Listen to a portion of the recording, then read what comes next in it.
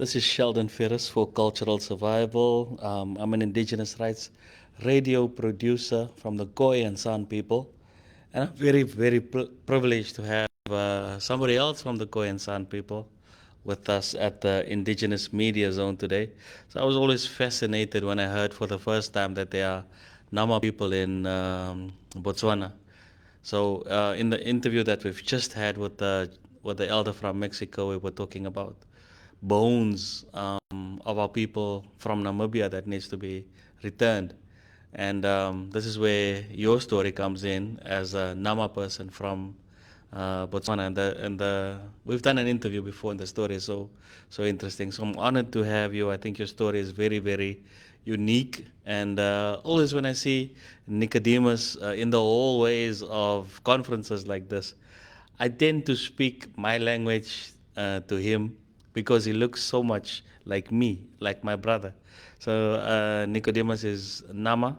There's definitely Nama blood in my DNA on my dad's side. So I relate to you in that way. I think on a spiritual level, and I'm happy to see that you are here in full Nama attire, looking very very colorful, and I'm certain that you can do those dances. I don't know if anybody's ever introduced anybody else so well. I just feel you as a Nama person. So thank you for being here, my brother. Can you just give us a brief introduction in your own words? Thank you very much, Shelton. Of course, greetings to everyone and our audience in social media. Thank you for the beautiful introduction. And yes, the DNA, it's very strong. If you are a Nama, if you have Nama blood, then I'm a Nama, then, we brothers, that's for sure. Nicodemus Cooper is my name. Yes, like you've rightfully said, I'm from Botswana. I'm from the Khoi. And usually people get confused when we say Khoi, then we say Nama. Khoi is an umbrella. And within the Khoi, you've got a lot of, tribes in it, like the Nama, the Krigwa, the Korana, and so forth. Yes, so I'm Nama, finding myself in Botswana as a citizen and a proud indigenous person of Southern Africa. Southern Africa because, you find Nama people in Botswana, Namibia, and South Africa. Yes, and we have a unique story, like you rightfully said, as how you find Nama people in Botswana, because every time I go in different platforms and I tell people I'm Nama from Botswana, they get surprised as they never knew if there are Nama people in Botswana. So yes, I will speak on that maybe later on, but I represent the Nama Development Trust, which is a registered organization in Botswana, which gives the Nama people a universal voice to speak to their issues in advocacy, social development, land rights, and so forth. And I'm here, of course, through a network of a newly formed network, which we launched here a few days ago, called Indigenous Peoples Network of Southern Africa, which has brought me here to be able to, to speak on it, to introduce it to the world, to our people, and of course our sympathizers. So in the language of Botswana, we want to say thank you, Rialebucha, Morena, or Ra, as they say in Botswana. That is what I learned when I visited there a few years ago. So today we're going to talk about land rights specifically. How is your land and territory being threatened? Is there anything like that going on in the area where you find yourself? Ordinarily, as a person or as a community, one wishes to have own land, especially as indigenous people who are connected to the world, to the land rather. I know everyone else is connected, but I think there's a special dispensation with us, the Khoi and the San, how we relate with the land. And that said, with regards to the Nama community in Botswana, remember we came to Botswana as refugees. We fled the genocide atrocities of Namibia in 1905 after the extermination order that was given against the Nama on the 22nd of April 1905. So that means when we fled transversed Kalahari Desert for 3 years until we reached the other side where we are settled now, we obviously found people already settled there. So technically, the unfortunate thing about Nama people in Botswana is that they do not have a land they can call it themselves. So then we are reliant on the government for them to give us land, which we do not have right now because we are referred to as a minority in that land, having fled our ancestral land in Namibia.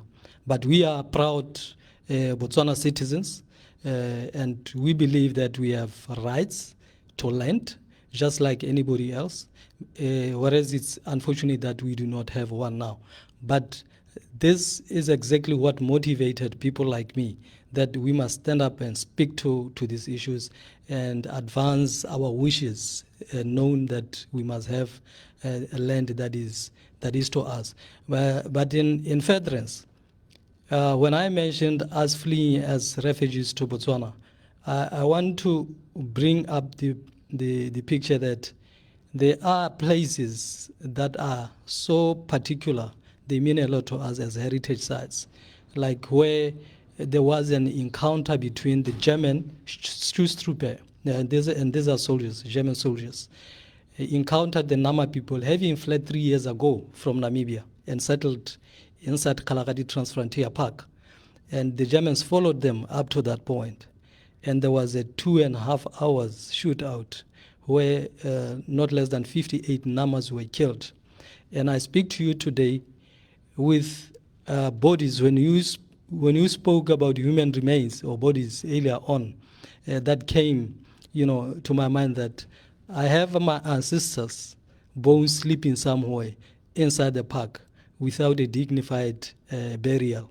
That we have embarked on a research expedition since 2018 to look for this place so that at least if we find it, we will be able to give a dignified burial for our people, and in the process also request our government to recognize that place as a heritage site and maybe given an opportunity or right to manage that as our land, because we need to incorporate what exactly happened there to sensitize the whole world and our communities, and also given by extension extra land in there to manage it, to live, to sustain our lives as a people, to continue to show our existence in the diversity of the Botswana in Botswana. So tell us about the project of looking for the burial sites. Have you found it? Has it been identified? Not yet. It's an ambitious exercise. I remember we are talking about over 110 years ago, and the vegetation and the landscape has obviously changed. And where you have, the human remains, there must be a lot of trees and vegetation, differently. And this is where now we need expertise. We need resources, we need funding, we need experts who will be able to guide us through, and that's something we do not have as a community. And we've started in 2018, like I said, and we've made 3 attempts, but we have not found the place yet. Because, when you get sponsorship, then you get maybe a week at the most to look for the place, and it's impossible to find it unless you have a leading information to that place.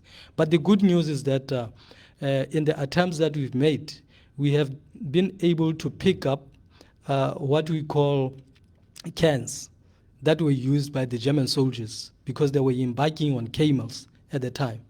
And interesting is that on those cans, you still have an engravement, written goulash. And I'm told that means meat in German. And 1906 is still very visible in those cans. And what it means is that even though the fight was in 1908, what was carried in those cans in 1906 was still edible, and the Germans had this as ration cans, and every time they had a break, they fed on it and threw it away. So we've collected this, and we are able to even follow up on the manufacturer in Berlin, who confirmed that indeed they supplied the German soldiers with those ration cans back in 1908. So we have a good lead that we are on the right track. We haven't found the place, but hopefully, if we get the resources and the right expertise, eventually we may bump into this place. It's so very sad. The story is horrendous, and I don't want us to not talk about the extermination order. I think it's every opportunity that we have to discuss it, we should talk about it. So just share a little bit about that. I've read a little bit about, is it von Trotter, and how it all went down. But I think for our audience, let's make use of this opportunity so that we can let the world know. Thank you for that. Yes, it is important because here we're talking about a document that is in public domain. It is in our archives. It is with me, having done a lot of researches about the movements of my people. The extermination order against the Nama came 6 months after they gave one to the Herero in 1904, October. And giving the Nama people an extermination order 6 months later, and in that extermination order, you reference it to a previous extermination order. That alone shows you that what the Germans were doing was not a mistake, it was deliberate. And genocide, or, or rather, an extermination order, by its nature, for those who listen and understand it, it gives you an ultimatum to choose to stay and be killed, or you need to flee and save your life. And that is where now our leader, Simon Cooper, who was the leader at the time, took a decision to flee. He took part of his community, because part of his community still remains in Namibia, which we refer as a sister clan. And of course, it was a difficult decision for all of them, not only leaders, but a few that followed him. We are a result of those who eventually fled to Botswana. So genocide or extermination orders by its nature, it's either you get killed or you survive if you ever fled and never get shot. It's very hard to fathom that original inhabitants of the southern part of Africa, because of colonialism and very violent colonialism at that, is now landless in 2024. With that, I want to say thank you for joining us, and I'll allow for any final thoughts from your side. Well, I'm very humbled and appreciative of such opportunities and the great work that cultural survival is doing and continues to do, and giving indigenous people's voices in platforms like this. And because it's a very rare opportunity for our indigenous communities, especially the Nama community in Botswana. And I think I'm the first to ever been given such an opportunity at this level. So me having this opportunity, I'm sure it is an inspiration to any other indigenous community, wherever they are, that they should stand up, speak out, and be heard. Someday their story will be heard. It certainly is an inspiration to me. I want to say thank you, Nichodimas Cooper, my brother from Botswana, for being here. This is Sheldon Ferris for Indigenous Rights Radio.